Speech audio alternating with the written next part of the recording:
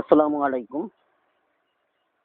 আজকে ফেসবুক চালনা করতে গিয়ে একটি পোস্ট দেখলাম। পোস্টটি দিয়েছে হচ্ছে ইসলামের আলো, লাইট অফ ইসলাম। আর এখানে দেখা যাচ্ছে যে বার্তা প্রেরক সাদেক আব্দুল্লাহ, কেন্দ্রীয় প্রচার সম্পাদক, বাংলাদেশ ইসলামী ছাত্র শিবির। এই পোস্টটি আমি গতকালকেই পেয়েছিলাম। তো তারপর পোস্টটিতে আমি একটি কমেন্ট করি। কমেন্টটি লিখেছিলাম, ভাই, ইসলামের কোথায় এরকমটি লেখা আছে? রেফারেন্সগুলি দিলে পড়ে দেখতাম। যদি না তা পারেন তাহলে ইসলামকে মানুষের কাছে হাসি তামাশার বানাবেন না প্লিজ।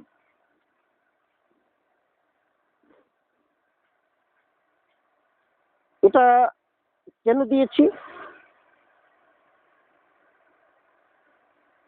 এরকম লেখার কারণটা কি? কারণটা হচ্ছে, আপনারা দেখেন তারা পোস্টটি কি করেছে।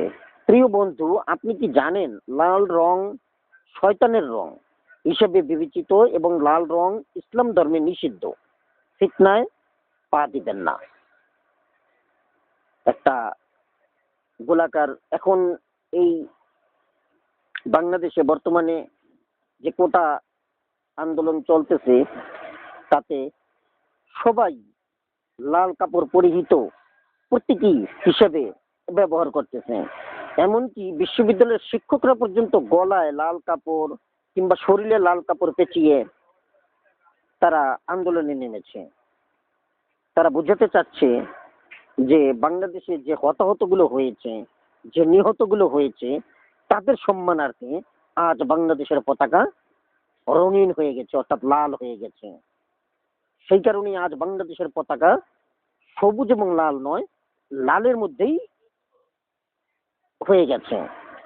সেই কারণে তারা আজ সারা বাংলাদেশে এই লাল রংটি ব্যবহার করতেছে। এখন তারা এই পোস্টে দিয়েছেন ইসলামী ছাত্র শিবিরের এবং ইসলামের আলো নামে পেজ খুলে তারা এই ধরনের পোস্ট দিয়েছেন। আমি ভাইটির কাছে অনুরোধ করেছিলাম, সুন্দরভাবে লিখেছিলাম যে ভাই, লাল রং নিষিদ্ধ, লাল রং ব্যবহার করা যাবে না এবং এটি শয়তানের রং হিসাবে বিবেচিত এবং ইসলাম ধর্মে যে লাল রং নিষিদ্ধ, অনুগ্রহপূর্বক আমাকে একটু জানাবেন। আমি গতকালকে এই পোস্টটি পেয়েছিলাম, সেখানে আমি এই কমেন্টটি করেছিলাম, কিন্তু তারা আমাকে কোনো সদুত্তর দেননি। আর আজকে যখন ফেসবুক পরিচালনা করছিলাম তখন আবার এই পোস্টটি দেখতে পেলাম, তাই বিবেকের তাড়নায় আজ এই ভিডিওটি বানালাম। আমি ইসলামের আলো যে পেজটি করেছেন যারা, এবং বিশেষ করে এই ইসলামী ছাত্র শিবিরের যারা এটা করেছেন, বিশেষ করে আপনারাই তো এর দায়িত্ব নিচ্ছেন, এই পোস্টে দেখা যাচ্ছে বার্তাবাহক সাদেক আব্দুল্লাহ। এই আপনি কি একটু জানাবেন অনুগ্রহপূর্বক? আসলে আমার হয়তো জানা নেই, তাই আপনার কাছে আমি জানতে চাচ্ছি, ইসলামে লাল রং নিষিদ্ধ, শয়তানের রং, এটা কোথায় আছে? একটু হাদিস নাম্বারটা দিয়ে রেফারেন্স দিলে ভালো করে পড়ে বুঝতে পারতাম এবং আমি নিজেও সেটা প্রচার করতাম। আশা করি বুঝতে পেরেছেন। জানা থাকলে এই রেফারেন্স গুলো জানাবেন।